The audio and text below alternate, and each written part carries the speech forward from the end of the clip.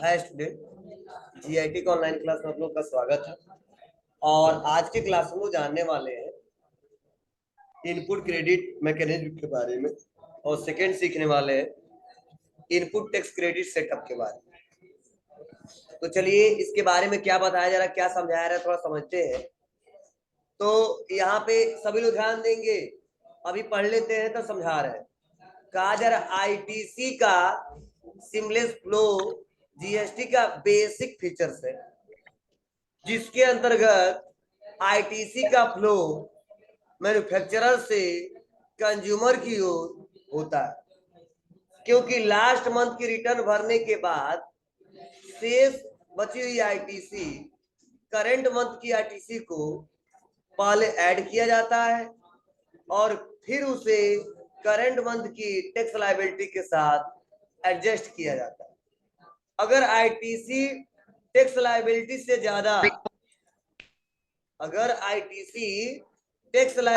ज्यादा हुई तो टैक्स पेयर को इस मंथ में कोई टैक्स जमा नहीं करना पड़ता है और शेष बची हुई आईटीसी अगले मंथ की टैक्स लायबिलिटी के साथ एडजस्ट मतलब सेटअप किया जाता है। और अगर आईटीसी कम पड़ जाती है तो टैक्स जमा करना होता है। अब देखिए लिखा गया, इसका मतलब क्या है तो याद करो, मैंने आपको पढ़ाया था कि पहले दिक्कत होती क्या थी। पहले जो टैक्स होता था, ध्यान दो, पहले के जो बिजनेसमैन होते थे या जो टैक्स का जो रूल होता था कुछ ऐसा था। हमारा जो व्यापारी था वह कोई सामान बेचता था और सेल करता था,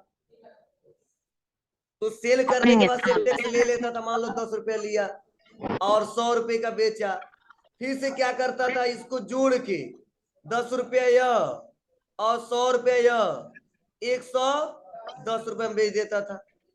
अब यह क्या करता था, इस पे भी टैक्स लगा लेता था। यह कितना, तो मान लो 10 रुपये टैक्स लगा लेता था, तो कितना हो गया 120 प्लस अपना प्रॉफिट पे ऐड कर लेता था। वो बेच देता था कितने में, 250, 200।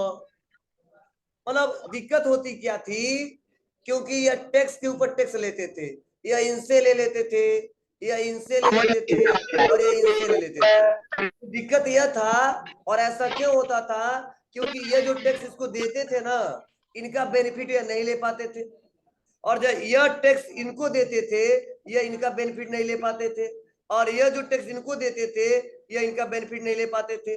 जब से जीएसटी आया सब रूल हटा दिया गया। अब बोला गया परेशान मत हो बाबू, जिस रेट में आप खरीदे हो बस अपना प्रॉफिट ऐड कर लेना, 40-50 जो भी है, तब आप बेचना और तब जीएसटी ऐड करना।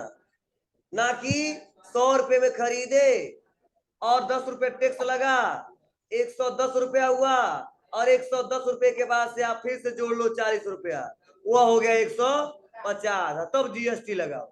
ये रूल सब हटा दिया गया। क्यों? क्योंकि गवर्नमेंट ने बोला मैं आपको आईटीसी दूंगा, मतलब कितना खरीदते समय आप हो वह उसका बेनिफिट में दूंगा। ठीक है, कब से, जब से जीएसटी आया तब से। तो यही बोला गया है कि आईटीसी के बारे में कि देखो, सपोज मैंने क्या किया है, उस पूरे महीने में जो हमने टैक्स दिया है वह दिया है कितना, एक क्वेश्चन के हिसाब से समझते हैं, ध्यान देना। जैसे हम पूरे क्वेश्चन में मतलब 1 तारीख से लेके 1 अप्रैल से लेके और 30 अप्रैल तक हमने जो भी क्वेश्चन किया था, टोटल उस महीने में हमने जो बेचा था वो कितने का बेचा था, 1000 रुपये का बेचा था। कितने का बेचा था, 1000 का। बोलो, तो आप बताओ, पूरे महीने में 1000 का बेचा था, उस पर टैक्स भी चार्ज किया था कितना, 10%, तो कितना हो जाएगा 100 रुपया। बोलो, अब ये जो 100 रुपया है मेरे व्यापार के लिए क्या कहलाएगा, टैक्स लायबिलिटीज। चलो आईटीसी बोलने वाले थे, बोलो, जो हमने बेचा 1000 का और जो टैक्स हमने लिया 10%, 100 रुपया क्या बोला जाएगा, टैक्स लायबिलिटी।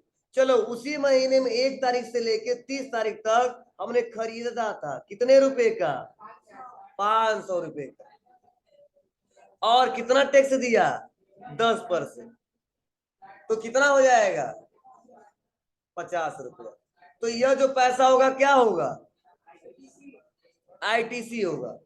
तो गवर्नमेंट कहता है कि अब आप हमको जब टैक्स पे करने जाओगे तो आप देख लेना कि आपका आईटीसी कितना है और टैक्स लायबिलिटीज कितना है।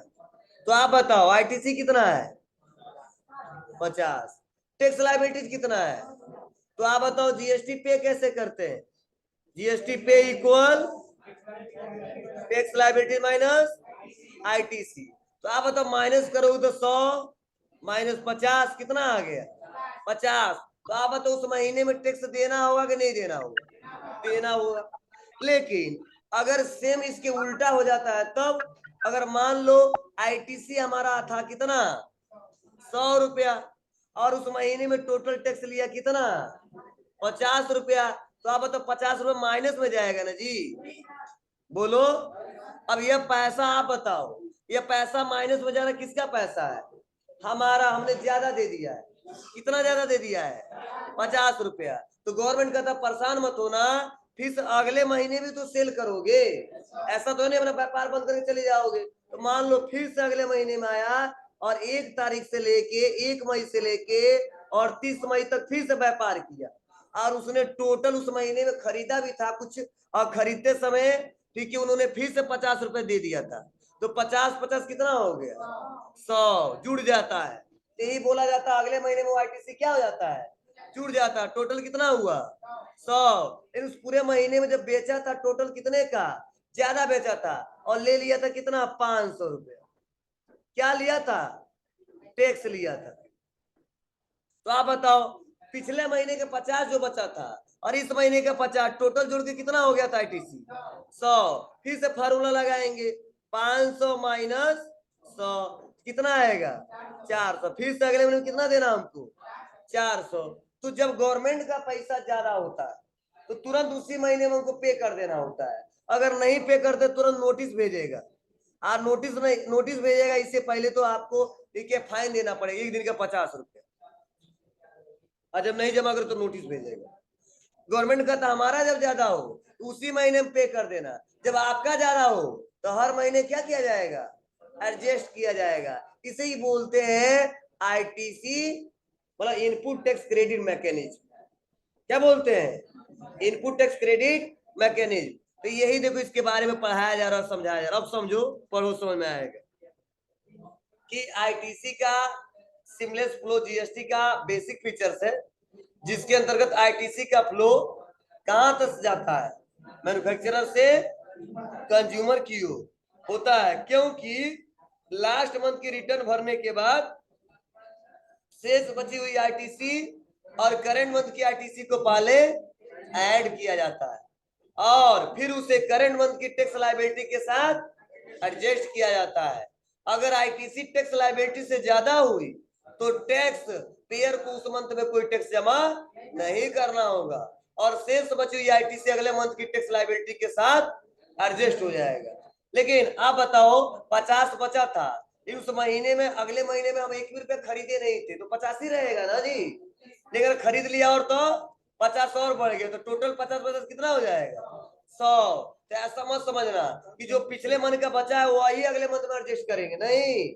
जो पिछले मंथ का बचा है और इस महीने में जो आया है वो दोनों जोड़ के एडजस्ट करें, समझे?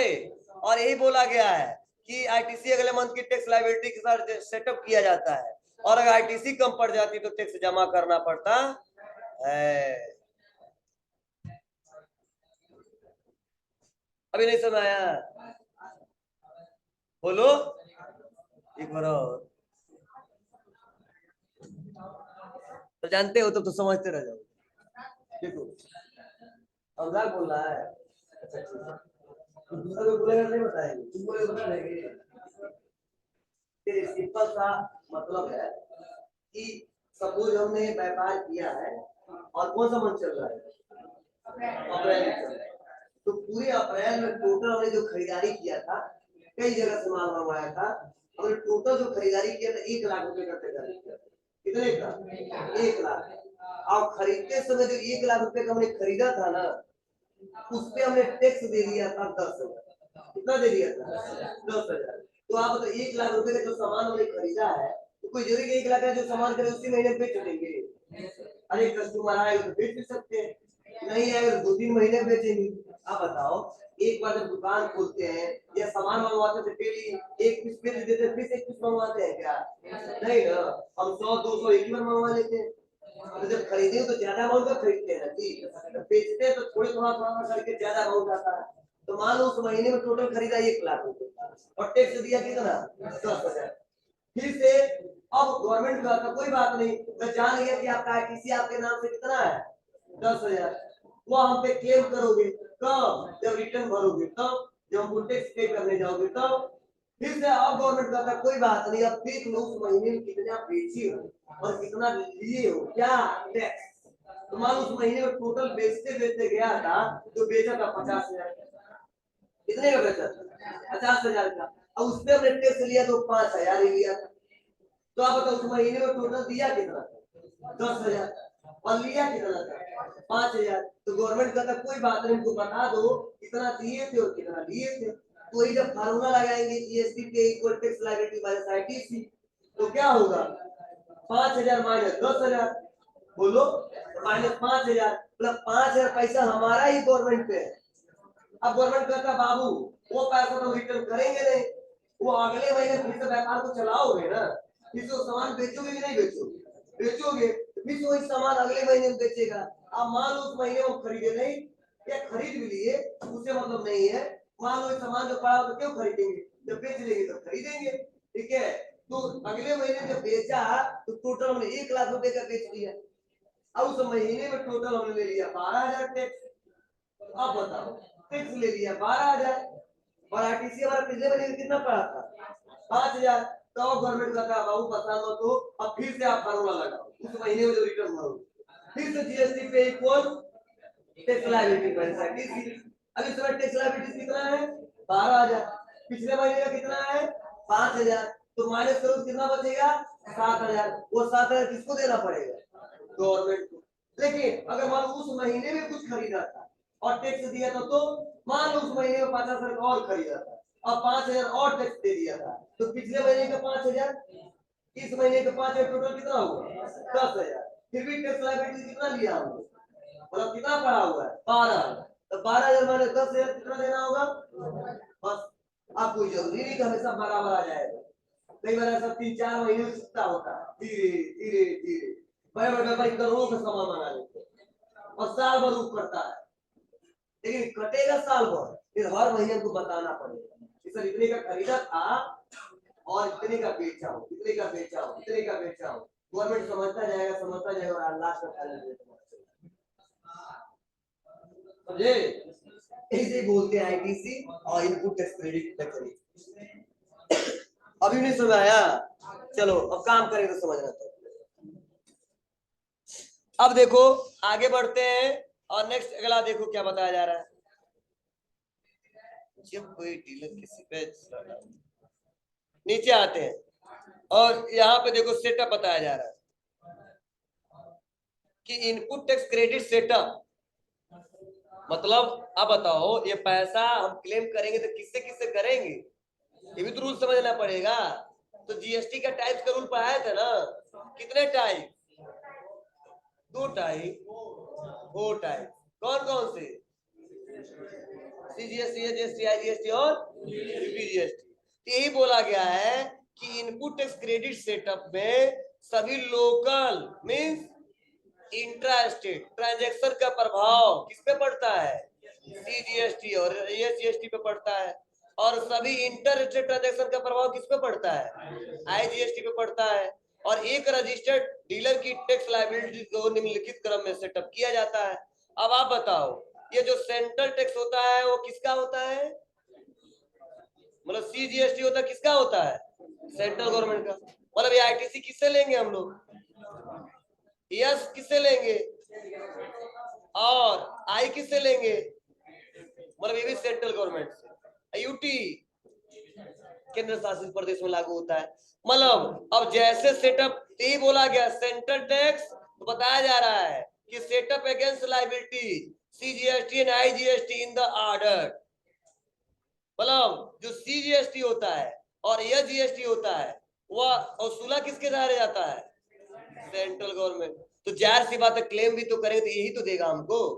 चलो फिर से बताया जा रहा है यहाँ पे कि CGST and IGST in the order, ये भी कब आता है बाबू? जब हम लोग इस्तेमाल करते कौन सा ट्रांजेक्शन? Intrastate transaction. तो ये सेटअप है हमारा, एक एक करके यहाँ पे बताया जा रहा है। इंटीग्रेटेड में देखो IGST CGST SGST सब आ चुका है। मतलब जब IGST डालेंगे तो अपने आप CGST और SGST उठा लेगा। कहां पे? जब सेटअप करेंगे तो। कैसे? तो सुन लो, जब मान लो हमारा IGST वहां पे लग रहा है और लग रहा है कितना? 18%, तो तुरंत हो जाएगा। CGST में चला जाएगा कितना? 9%। ये GST में कितना चला जाएगा? 9%। तो ये सेटअप कैसे करना होता है वो हम लोग प्रैक्टिकल में सीखेंगे। लेकिन इतना पता है ना कि लोकल ट्रांजेक्शन पे किस पे प्रभाव पड़ता है और इंटर स्टेट पे IGST। इंटर स्टेट का पैसा कौन लेता है और लेने के बाद क्या करता है? जी, अपने हिसाब से। अब देखो यहाँ पे यही रिटर्न का प्रोसेस जो मैं पढ़ा रहा हूँ ना, ये रिटर्न का प्रोसेस यहाँ पे दिया है। तो ये थ्योरेटिकली पैटर्न नहीं है, प्रैक्टिकली है। तो देखो कहाँ कहाँ पे कब भरना होता है सब देखो। इतना फार्म है, farm GST R1 2A 2A1, देखो सब फार्म है। 3 ठीक है, GST RMIS 1 3A 9 4A 4 9A। ठीक है, तो ये सब हम लोग कहाँ पे सीखेंगे? जब प्रैक्टिकल करना सीखेंगे तो उसके बारे में जानेंगे कि करेंगे डिटेल वाइज। अब हम लोग का प्रैक्टिकल टॉपिक क्या है? Maintaining charts of accounts. तो यही हम लोग को पढ़ना है। ठीक है, कब? अगले क्लास में। आज आज नहीं चलेगा।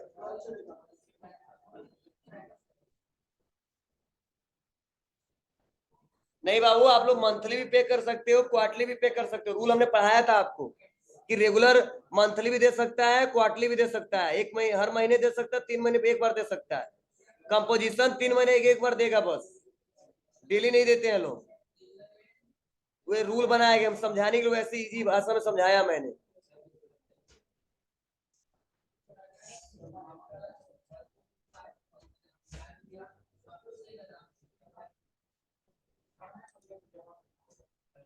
क्या कर रहे हो? अरे इसका पोर्टल बनाया गया, ID है वहीं पे जाके पे करते हो।